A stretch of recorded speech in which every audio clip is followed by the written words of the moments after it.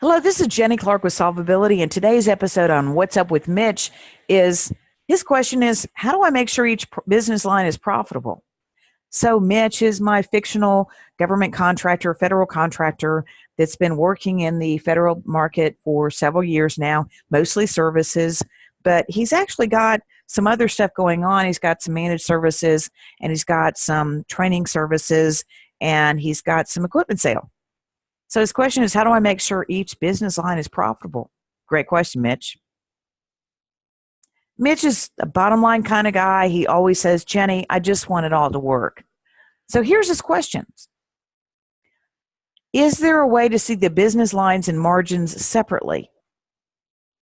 Yes, sometimes inside your accounting software, there's ways to break that out. But at the same time that we're trying to break that out, we want to make it something that's simple, something that could be monitored, something that someone in your accounting department would be able to create in a spreadsheet, or if it's possible, we'd want to program it into your accounting software so it's organized that way. A lot of them have organizations or divisions or something like that that will allow us to do it. Sometimes, though, we have to use account numbering schemes to do that.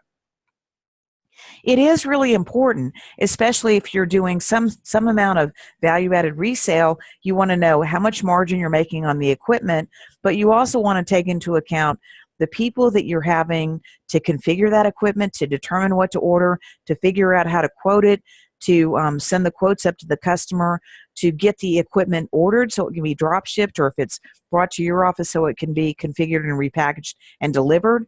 Any of those costs have to be considered as part of that product line. Okay, maybe the other part of your product line is just nothing but straight staffing or recruiting. Then you're going to have the cost of the recruiter. You're going to have the cost of whatever website you're doing to go get that information. You're going to have whatever your process is for applicant tracking or people applying or things like that, which is really more of an overall human resources factor. But obviously, it's going to be a different set of costs than it was for your value-added resale. Maybe you've got a commercial product line and a government product line, or you do the same services, but some for commercial companies and some for federal.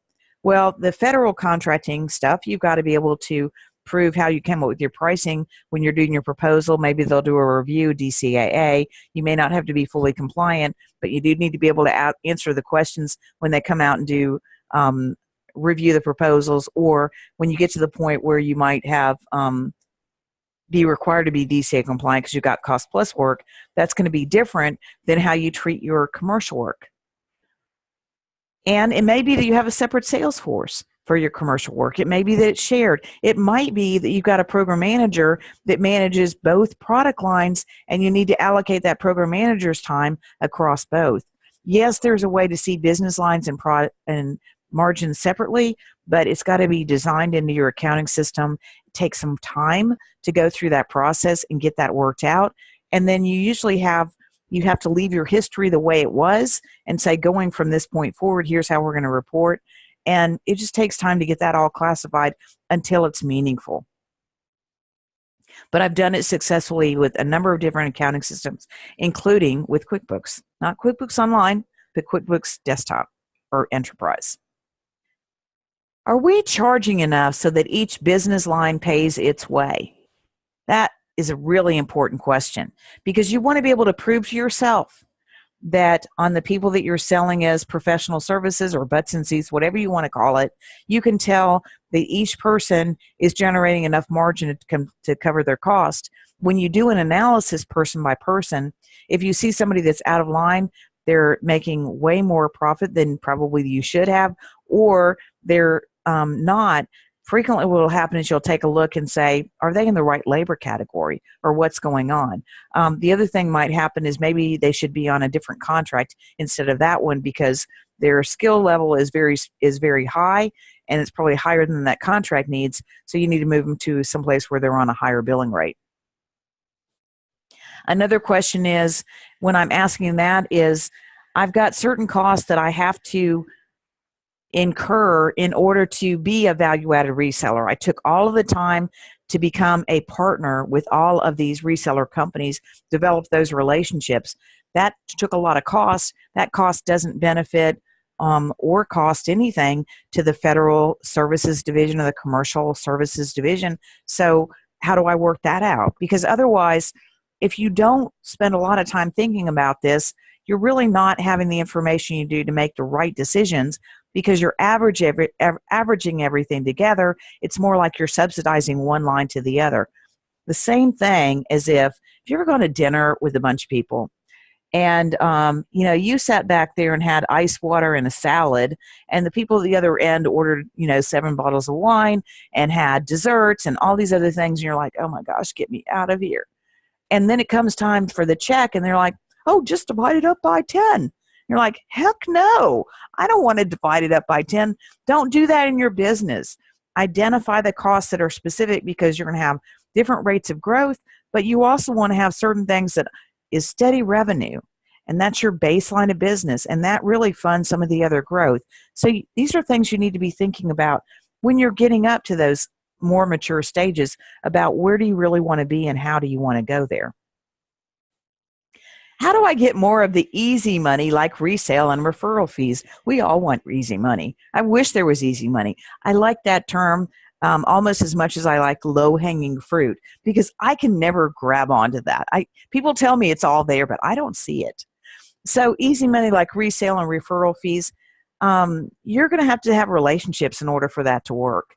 And as a government contractor, the referral fees and resale type stuff is going to be on either products, or it's going to be on the commercial side of the business. And there are ways to do that, but you're probably going to want to have a separate product line to track that, to make sure that you're not intermingling any of that unrelated cost in the middle of your government contracting business, because it'll look funny. And you probably just want to have it isolated. But it becomes a big issue, because whenever you're trying to start up a new commercial product line, it sucks up a lot of cash, takes a while to do, and at the same time, you're trying to invest in business development, bid and proposal money on your federal. It's all coming out of the same bank account. So how are you going to allocate that resource? How are you going to fund them both? What do I have to put in place to support each business line? And really, I've already described this a little bit about if you're going to have a placement company, you're going to have a bunch of recruiters. If you're going to have a company a part of your company that has its own location and has to have a secure facility, that's going to have a different cost set. Sometimes you can physically isolate that and identify the cost separately. Other times it's very difficult to do that. And you really need to take a look at how you're going to allocate, and it might be square footage or different things like that, to make it so that you're really identifying shared costs correctly between the using organizations. Last question, do I have too much overhead? This comes up a lot. Nobody really asks me if they have too much overhead. They assume that they don't. They assume that everybody operates this way. And that would be true, except that you really want to take a look at your business lines and take a look at the top paid people in the company, and sadly, especially those that are indirect. And as a person that's typically indirect, usually an accounting finance person is part of the G&A or corporate function. That's really the place where people first look to cut, because the people that are billable are generating revenue for every hour they work. They are the products we're selling. They are our deliverable. And as long as they're productive and they're making their margin, we're making money on them all day long. Do I have too much overhead? It could be that you have people in your organization that aren't as productive as they need to be, or you're going to have to consolidate some positions to try to streamline the processes. It could be that you need to put in automation to reduce some of the paperwork or some of the steps involved to make it easier. But the most overlooked area of overhead to me is to do what I call a labor utilization or labor productivity analysis. Take every single person in the company, write down their salary, what they do, what their pay rate is, what their annual salary is, what percent direct they are, what percent of their time they charge to overhead and G&A, and take a look at it. Overall, I've always been told a rule of thumb is a company needs to be about 80% billable. in order, as a government contractor, in order for them to be able to be profitable. Now, I don't know if it's 80 or 85. I'm sure there's a mathematical way to figure that out, but I've never quite done it. But I can sure tell when you've got too many executives that are not, that you're having to pay for their cost out of what everybody else is generating. And what that usually calls for is a reorganization or split the companies or do something different, because you really might be chasing too many different things, or you need to take some of those executives and assign them differently. But there are definitely ways that you can identify what's my excess overhead and what do I have to do. There are ratios that you can look at. There are the one that I found a long time ago that was most obvious was at a company that had some very specialized IT people working on government contracts, and then they had some civil engineers that were building highway projects. And the professional engineers had professional liability insurance that was being averaged over the federal division, and so it made the federal provision look unprofitable. When we isolated it into two separate business lines, it was much clearer we were not charging enough to our highway customers, and we were overloading the federal work. So Mitch is unstoppable. Are you unstoppable? You know where you want to go. Solvability can help you get there with the cost and pricing intelligence you need to accelerate and scale your business. Get started with our free wrap rate calculator. You can download that at our website. What that allows you to do, it's a simple little spreadsheet that shows you how to calculate, here's my direct labor, here's my overhead, my G&A, and my profit. Here's what a billing rate or a fully loaded labor rate or a fully burdened labor rate with or without fee. That's what it needs to look like. Or the other way it can be calculated is your prime tells you here's the billing rate you're allowed to use. You can use the multiplier to divide back and figure out the max you can afford to hire somebody for. So the wrap rate calculator, you can download. It comes with a little explanation of how it works. And it's the starting point, but the next complicated thing is how do you come up with your own company's overhead and G&A, because everybody's companies is different, but you need to know what competitive is, and you also need to know what you're going to be doing to reduce your overhead as you grow. If you want the wrap rate calculator, you can go to our website at solvability.com. That's S as in Sam, OLV as in Victor, and the word ability.com. And the other thing, though, is if you got something that's more complicated or more urgent, send me a text.